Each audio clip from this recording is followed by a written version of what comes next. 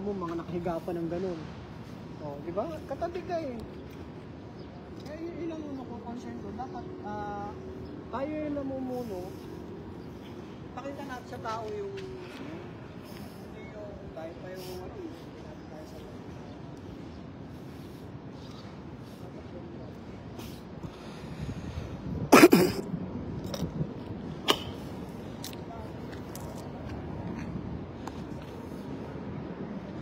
Improvement lang yan, Mar. Improvement lang yan. Pag nag-improve, tutulungan kita para ma-appreciate ng mga tao yung ginagawa natin. Huwag kang mag-alala. Ako, hanggang dito lang naman yung kaya kong bigay. Kayo yung kailangan ng gawa. Ha? Hanggang appreciation lang ako. Ano siya yung dish na? Mama, alam ko na nakahubad pa. Nakahubad pa. Yung mga tao naman nakahiga pa rin sa Hindi. pwesto niya. Like what I said naman, di ba sa tropa, sabi ko ako hanggang appreciation lang ang kaya kong gawin. Yung kilos, foreman, headman, engineer, yan ang mga kikilos. Tayo, yung ginagawa natin, konti ng appreciation yan. Ako sabi ko, malaking balik ng respeto yung, di ba? Kaya tingnan nyo, pagka nagtatanong ako sa tao, oh, concern, sino may galit sa akin? Wala sila. Idol nga daw nila ako eh. Idol daw nila ako. Sa akin, maraming galit. Ha? Sa akin, maraming galit. Bakit? Hindi ako nagpaputang na daw. Joke lang. Utang pa naman ako. Yun na. Huwag na muna, bro. Soft drinks yung binigay mo sa dalawang labor, eh, magkakasakit yun, magja-diabetes yun. Diabetes. Jajabu. Magkaka-diabetes yun. Alam mo, yung ginagawa ko na to is appreciation lang. Hindi naman nila iinumin yung dalawang soft drinks at saka ibibigay nila doon sa tropa nila. Yun yun. Ibig sabihin, if you get sobra, bibigay mo sa iba. Yung isa, gagawin niya ano. Ang ano kasi ni Diba? Sir Jeff, yung sumusunod, parang nagkakaroon ng reward. Oh. Pinapakita lang niya na Ako sumusunod ako, ba't wala akong reward? Hindi ka naman sa MDCC sumusunod. Joke lang. Huwag ka mag-alala. Di ba? Pag ako, kaya nga sabi ko sa inyo, appreciation, hindi ano yan. Hindi, yung pag ano natin dito, samahan natin. Hindi masusuklian yan, Brad. Ang problema ko ngayon, General, tubig. Bakit? Wala kang dala? Walang tulo ng tubig dun sa level. Yung nakaraan, puro ka tulo, hindi mo piligs ngayon, wala kang tulo. Tapos na, Sabado ba yung door? Good morning. Ayan.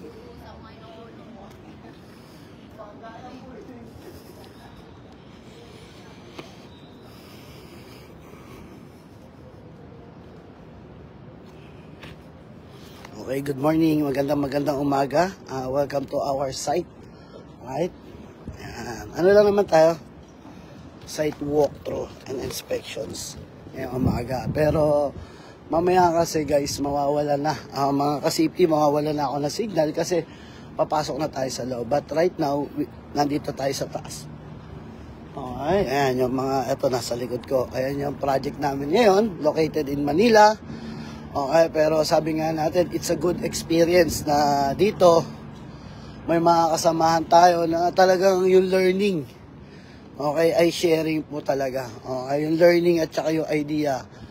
So, sharing in good idea po talaga kasi lalo na yung mga client side natin, okay, talagang they support for us, okay, for their subcontractor, trade contractor, or main contractor. Yan po, lalo na sa kahit na yan. Okay, sabi nga natin, hindi man perfecto ang ating site. Okay, ayan po.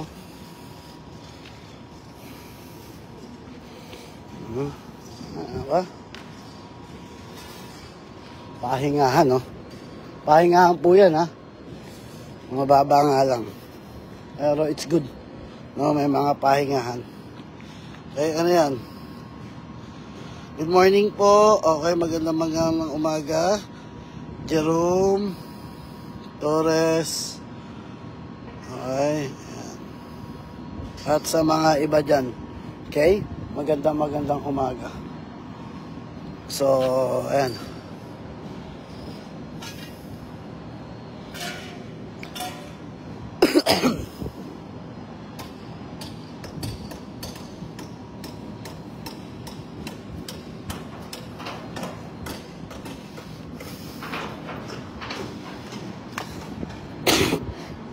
Medyo inuubo tayo ka-safety, pero hindi naman, medyo masakit lang ngayon yung araw na tilalamunan natin, pero mamaya magsasalabat tayo, siguro makukuha naman to sa salabat. Pero ayan, ano lang, pero inumin na lang natin, mga salabat lang, okay? Ayan. Good morning po. Good morning, ay, nako. Grabe.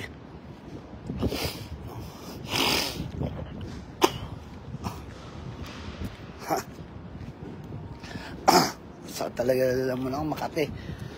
No?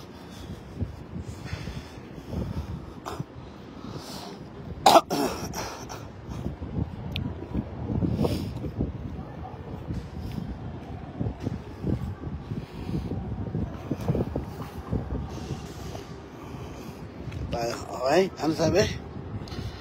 The Lord bless you.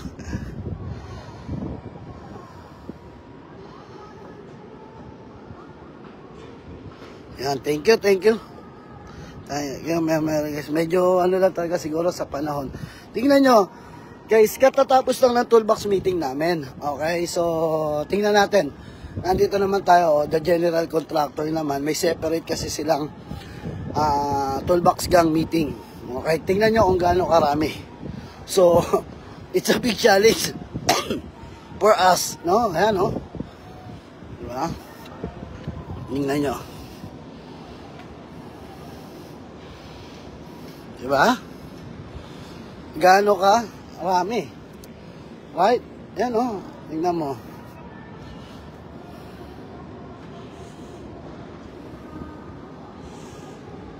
Diba? Ayan, no? Gaano karami yan, yung mga, yan, ayan yung stage.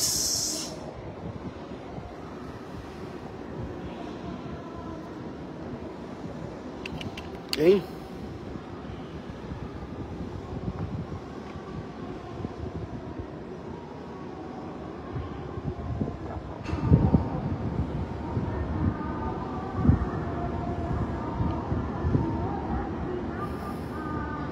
Yan o, tingnan mo kung gaano karami.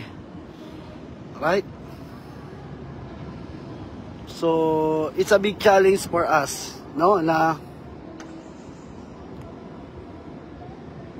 yan, di ba? Ano yung challenge sa ganyan? Okay? Yung challenge mo sa ganyang karaming tao, it's paano mas naiintindihan yung pananalita mo, yung good, yung baga, di ba, nandun nga yung ano, di ba, yung sinasabi natin sa training natin na OSH communications. Okay, two-way process natin, yung two-way communications natin. Sorry ha.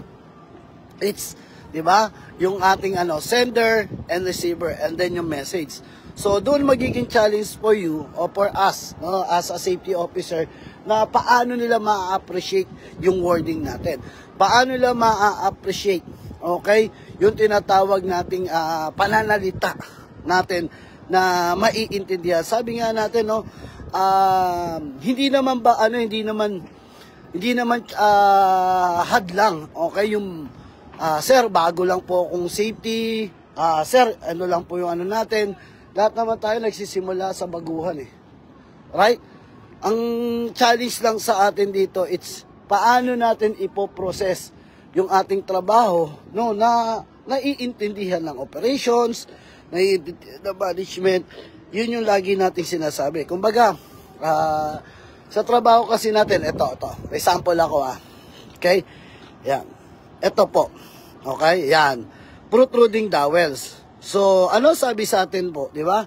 During our training, kung may protruding dowels tayo, i-report natin sa management or putulin natin o elimination natin. Yun nga hindi natin siya pwedeng i-identify muna natin siya. Bakit? Kasi kung gagamitin siya ng operation, hindi mo natin pwedeng putulin. Ano gagawin natin? That's why, nandyan yung engineering control o administrative control. I-barricade natin o lagyan natin ng caution tape o tama yung ginawa nilang isa. No? Na, yung dulo para hindi makasakit, nilagyan nila ng mga dowels papo, tapos nilagyan nila ng cordon. Okay? Para identified. Yun yung sinasample natin. O nilagay nila ng barricade katulad po niyan. Right?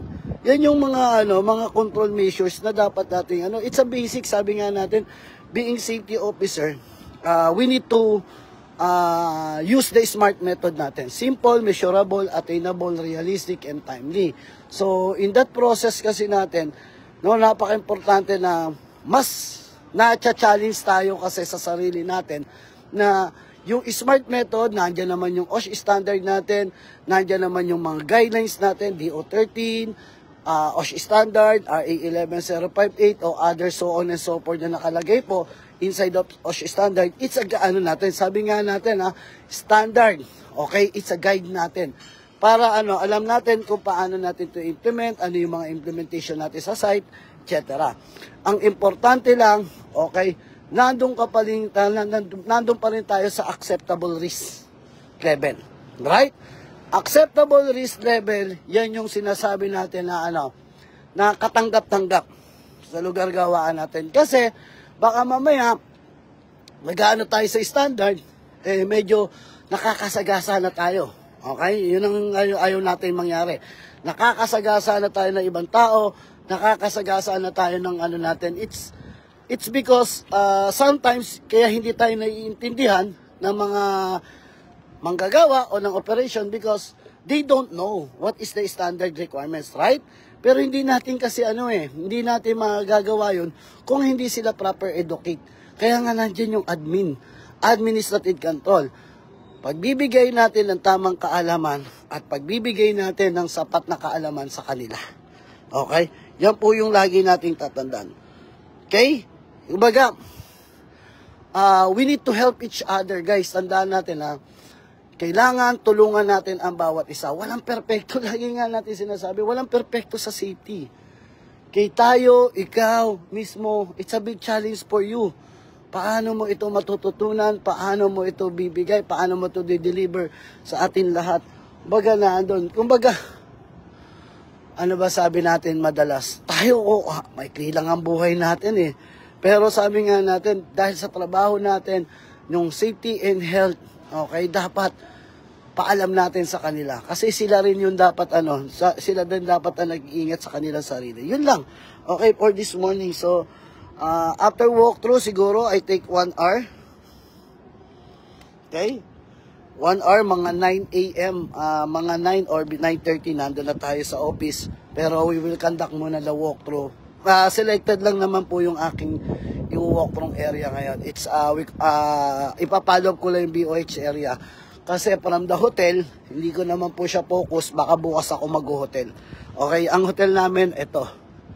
Nasaan ba? Yung nasa likod ko. Ayan, yung nasa taas na yan. Ayan. Okay, yung BOH ko, dito. Ito lang. Okay, katatapos na ng namin, ng toolbox meeting namin. Kaya nandun na lahat ng mga tropa. Okay? So, ingat-ingat po. Marami pong salamat. Okay? Mga ka-safety. Salute po. Salute, ingat-ingat po.